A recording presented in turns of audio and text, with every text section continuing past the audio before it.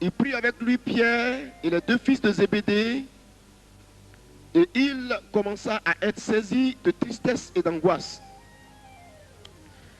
Il leur dit alors, mon âme est dans la tristesse jusqu'à la mort. Restez ici et veillez avec moi. Puis il s'avança un peu, se jeta la face contre terre et pria ainsi.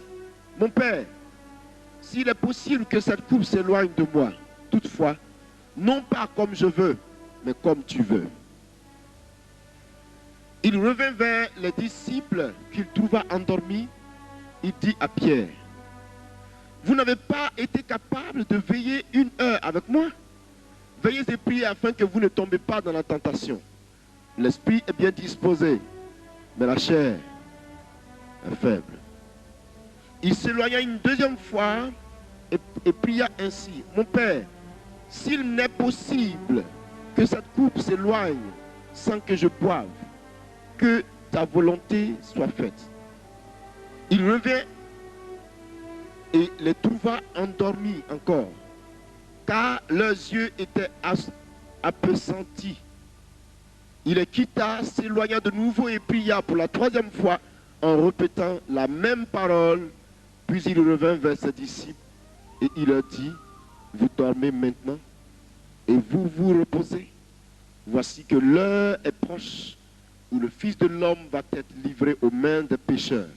Levez-vous, allons. Celui qui me livre s'approche. Gethsémani. Le jardin de Gethsémani, géographiquement parlant, est situé au pied de la montagne des Oliviers. Et la situation géographique de ce jardin est en elle-même un message. La situation géographique de ce jardin est en elle-même une révélation et une parole et une prédication. Pourquoi? Voici un jardin fleuri, voici un jardin au pied d'une montagne, un jardin restaurateur, un jardin dans lequel Jésus de Nazareth est allé se réfugier, est allé se mettre, un jardin dans lequel Christ avait l'habitude d'aller prier. Gethsémani est un jardin parsemé d'oliviers. Il n'y a que des oliviers dans le jardin de Gethsémani. C'est des belles plantes avec des petites feuilles, mais c'est vraiment bien.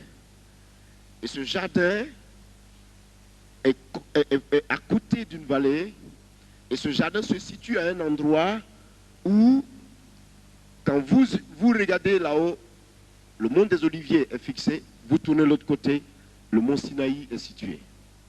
Donc Gethsémani est au pied de la montagne. Et quand vous voyez que la Bible nous enseigne et parle de la montagne, ce que la Bible appelle montagne, la Bible appelle la montagne de Dieu, vous voyez, la Bible appelle Dieu comme une montagne. C'est vrai, la montagne souvent symbolise certaines situations difficiles de la vie. Mais je ne veux pas toucher ce côté-là.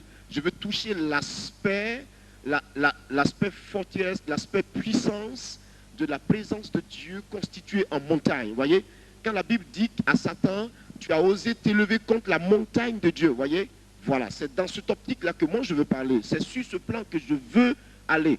Tu as osé t'élever contre la montagne de Dieu. Quand vous prenez le mont Sinaï, vous savez qu'au pied de Sinaï, ils sont partis parce qu'ils voulaient voir Dieu. Ils sont allés demander à Dieu de leur parler au pied de Sinaï.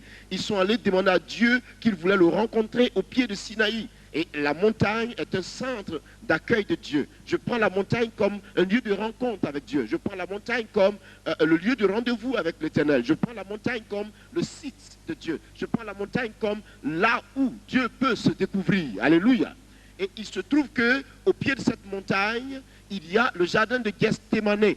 Donc prophétiquement, si je dois analyser la situation, Gethsémani est alors un centre de rencontre avec Dieu, puisque la montagne est dressée là, et alors on va au pied de cette montagne pour supplier Dieu. Vous comprenez donc la position de Jésus de choisir Gethsémani comme son centre de rencontre avec Dieu, comme le terrain du combat spirituel Gethsémane comme lieu de rencontre, Gethsémane comme lieu où la détresse a été épurée, où il a rencontré les ténèbres face à l'humanité, le Gethsémane comme un centre où Jésus-Christ est allé faire face à Satan, où le combat a commencé contre sa propre chair, contre sa vie, contre les œuvres de l'ennemi, et alors amorcer le chemin du salut de l'humanité. Gethsémane constitue un centre de combat.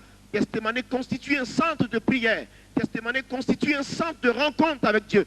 Gethsémane constitue également le lieu où je pars rencontrer Dieu prosterné devant sa face. Dieu, la montagne, et moi, dans le jardin, un lieu de prière. Alléluia.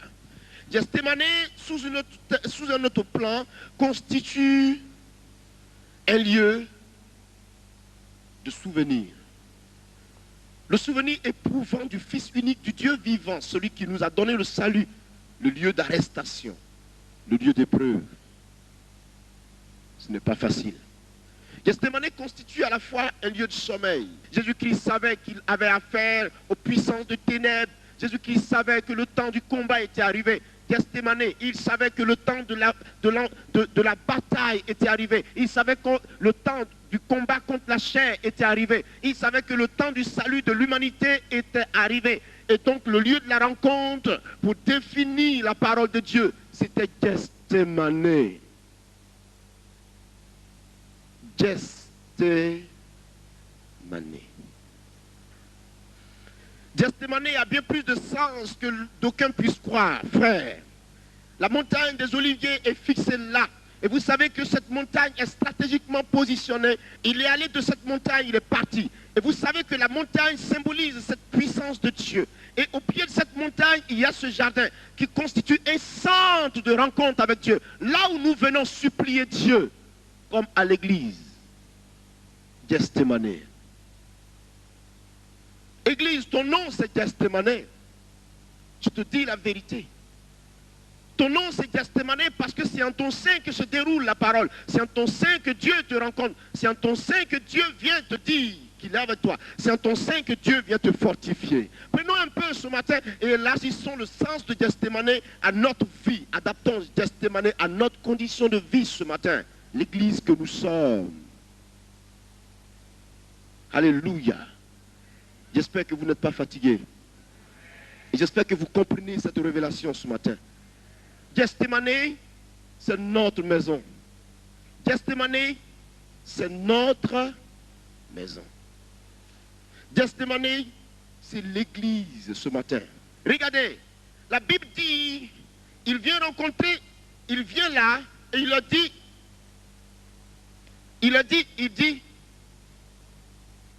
asseyez-vous ici pendant que je m'éloigne pour prier. Pierre, Jean, Jacques, venez avec moi. Barthélemy, les autres, asseyez-vous là, je viens. Pourquoi? Parce qu'il avait en face de lui le rude combat à mener. Ce n'était pas facile pour Jésus de Nazareth.